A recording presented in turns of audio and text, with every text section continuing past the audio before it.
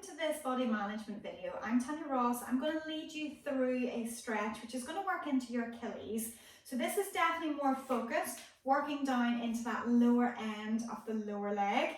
So coming down through the Achilles, but it will also get some of those small thin muscles which are involved in jumping, pushing off your toes. So whenever you're running, whenever you're jumping, whenever you're doing any activities, long walks, that are going to start to work into those smaller muscles which are not just centered, if you like, in terms of the back of the lower leg, but are running down both sides and connect down onto the soles of the feet. So it's going to hit the fascial tissue as well that comes down through the Achilles and down onto the sole of the foot. Now with this stretch, I generally would recommend that it's better done with shoes on, like a trainer or something that's going to fix your ankle into more of a straighter position, but it's not mandatory. I'm going to show you it without it, just to show you what can essentially, I don't mean go wrong, but it's just not as effective. But everything depends on what you feel and how tight it feels to you as to what benefit that you get out of it. Just because I tell you that it's not as useful, you may find it's really useful. You have to experiment with these things.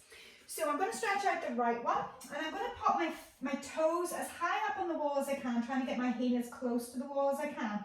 Now in that position, my ankle wants to roll as if it's rolling onto the outside edge, because with a shoe on, that will keep that more stable and centered. But when I'm in that position, what I'm essentially trying to do, I'm not pushing, I'm just steadying myself at the wall, and my back leg is in a place where it feels that I can kind of push myself into the wall. So with the foot in that position, what I was trying to do is to try to push my hip forwards and upwards into the wall. So what that's going to do then again is it's going to increase that stretch into the lower leg.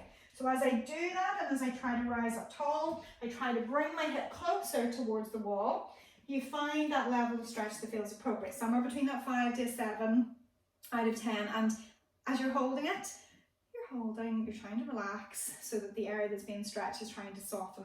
And if you're able to do that maybe 2-3 times within the one held stretch, then hopefully that's going to give you the desired result to release that area off a little bit more. With the Achilles and that whole section, they are harder to stretch. They sometimes take longer to respond, especially if you've had issues down there. So take your time. Maybe you need to do this 2-3 times in terms of the whole process. Watch the how to stretch video. That way it'll take you through all the information that I'm suggesting that you go through. And then maybe you repeat that again 2 or 3 times if you're feeling particularly tight. Especially if you notice a difference between two sides, then you want to make sure that you're working on the tighter side that little bit more to try to ease that out. It's not always a cure, but hopefully it just gives you a little bit of a release. Something that gets tight, it's not a good thing. So hopefully this has been useful. Give it a go, see how it feels. Try it with the shoes on, try it with the shoes off to notice the difference. And even if there is a little bit of an angle, it doesn't matter per se. Again, just go by what you feel, and you might find that maybe even going into a little bit of an angle, whether it's inside or outside edge of the foot dropping down as you do it, you might find that that just tweaks where you feel the stretch a little bit more and it feels more useful to you.